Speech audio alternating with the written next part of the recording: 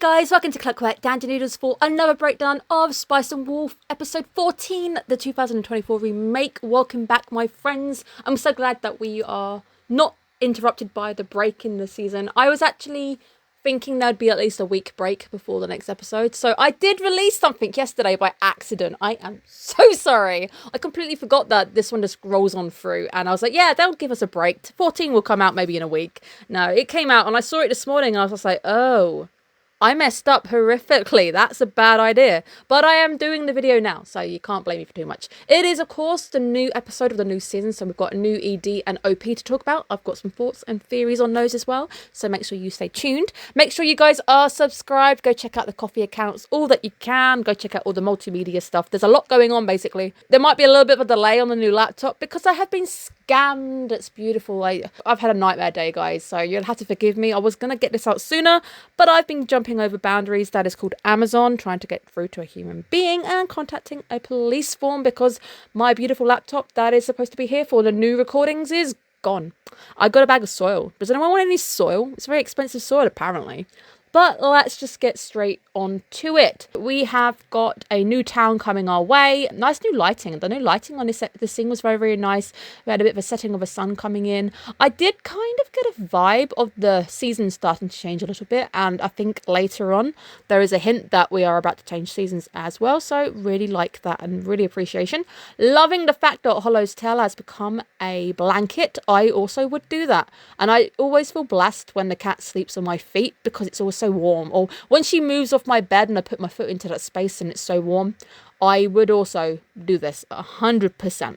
Now, I do like Hollow's theory that if you save money, say get a single room, you can spend the rest on food. I'm also on that. So if I can cut corners to have better food, I will. For me, the food is the priority. If I can go for a cheaper hotel but get a nicer array of food, I am game. I'm all games. There's a little bit of banter. The first opening scene is just nice, having a bit of toing and froing. She does mention a scene from the first season about Lawrence being brave, but that is really the nice open that we have to welcome us back, but we didn't really go anywhere. Now let's talk about the new OP. I saw that Amy had been given the honour of doing the OP, so I was expecting something good, and as always, it is a very nice song. I do prefer this more than the first. I was not a fan of the first one, but I am a fan of this. It still carries the same beats. It's still slow. It's still nice and slice of lifey. We've got new characters coming in. You can see Hollow with the feathers because that's her new look, which is actually quite nice for her as well. The golden fields that you see a lot throughout the OP. It's a sign of harvest, hope, and of course prosperity. So I think we're going into a nice little season. The watercolor sequences are very nice. I like the effect. Everything just feels really, really chill. It's a nice handled OP, and I actually prefer it to the last OP, so there is an improvement for me there. Now the boy in the OP, very quickly we see him in the first scene and we're dealing with some fish, aka sakana. I do know that one for Japanese. I'm very proud of myself. We're talking about a young businessman who maybe has a crush on Hollow. Definitely starts to blush a little bit as well. We've got a festival coming up, but of course Lawrence has left it last minute. I'm not impressed with Lawrence. If you go check out my end of season, he may have won an award. Go check out what award that was. He left it last season, so of course there's not really a chance to have an apartment or anything. So we are left on the kindness of a boy with a crush to find a room. It's a very decent room, so, you know, good for him.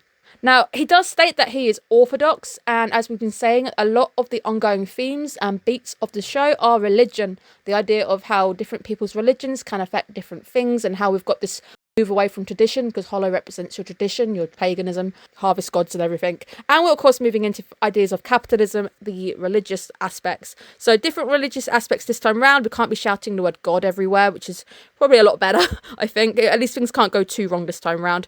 Hollow saying I cannot read is how I feel when I'm trying to learn Japanese. I have covered the hiragana, but then I moved into the katakana section and my brain just went, huh? It completely shut down. And a lot of the katakana are so similar to looking like each other, I can see myself really messing up. The next moment when we get a bit of late news arriving in the letter form, this is so accurate. This is what I meant originally when I think I said it in season 1. News doesn't spread fast in the medieval period because people have to send it via horse. People have to wait for somebody to physically carry it to its location. There is no Uber coming around to pick things up and then delivering your food to you. There is none of that. Or there is no Amazon, sending you a bag of soil instead of a laptop. That doesn't happen. I just have to go and get my laptop physically from the medieval store and pay them in medieval gold. That's what would need to happen. But I was very happy with this. Now, the food anime vibes this week are so good. I'm so happy watching this food. It looks amazing, and it covering a few witches because, of course, I've lost Delicious in Dungeon.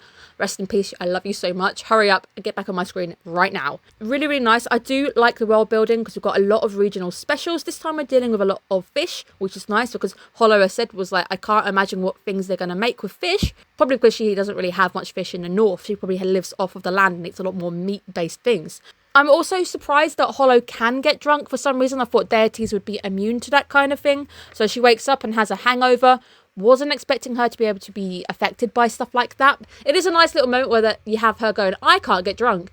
And then it's like 5 seconds later, there she is in bed, really complaining with the headache, which I thought was a quite nice little way of doing it. A bit comic, really, really nice. We do get this week as well some preaching. We finally get some language barriers to introduction of different people coming to this port town because, of course, it's a port town. Tons of people are going to be selling their wares, coming from different parts of the world, dialects, different gods. Again, world building to the max. Go check out my video as well because there was a few good awards given out this season, and a few of them did go in Spice and Wolf's direction, especially when it comes to the idea of world building. Very impressed because this is what I would expect. Now we do get to meet a new acquaintance of Lawrence. Of course, every town we go, Lawrence seems to have his own lot of acquaintances. Redoubles down on the fact that the Northern Expedition also has been cancelled, so it comes back again, and we do get to see a little bit of negotiation. Doesn't really up it by much. He's not as good as our dear Wolfie, but he does manage to get a slight little increase on his nails. He buys credit, of course. I didn't think the nails was going to go very far. We do now get an idea of what season it is because Lawrence says that he needs to get out of there before the snow comes around. I am predicting it is late September going into October. Explains why you're having your harvest festivals. Harvest festivals tend to happen at the end of September before the cold month setting, so it's quite nice. We are learning about the town that Hollow is searching for called Yoitsu. It does feel like we're slowly getting there, so I'm guessing at this point we're about maybe halfway through the franchise where we're approaching areas that she knows because she kind of says, oh, it's near this place, and then it's near this place, but then he actually recognizes it. Hollow obviously not wanting to be on her own. I do see her not wanting to leave him when I do get to this other town. I don't think she's really going to want to leave him. But then we do get another subplot of the episode, perhaps. It's the idea of the march of time and how it just waits for absolutely no man. Originally, the friend says, I've become a dad. It's been 2 years. And Lawrence is like, oh my goodness, that's such a long time. It feels like, a lot's happened. Now, Hollow also then says 1 year to her is absolutely nothing, but 1 year to a mortal is something really big. The subplot is telling us that mortal versus immortality, the idea of time, they are completely different things. To Lawrence, a long time is 2 years, but to Hollow, it's absolutely nothing. That's when she starts to feel bad. She realises asking him to stick around for a year is actually a lot to ask of a creature that would actually die quite quickly because of mortality. It's a very nice little subplot that started to rear its head, which I am very impressed with. Let's talk about Kevin Penkin, because finally I was like, oh, it's a Kevin Penkin ism. And when I mean an ism, it's because of the flutes. When I heard the flutes in this little sequence, when they're having a little sad heart-to-heart, they're playful, they come in quite nicely. It reminded me of Made in Abyss, and I was like, yeah, this is Kevin Penkin. The first track on the soundtrack I've heard that's made me go, 100% I know who did that. It's such a nice little piece. It's playful, it's wild, just like the emotions in the sequence. It carries the scene very nicely. Going into the ED. ED, again, is better than the ED in the last one. I agree. I enjoy this one a bit more.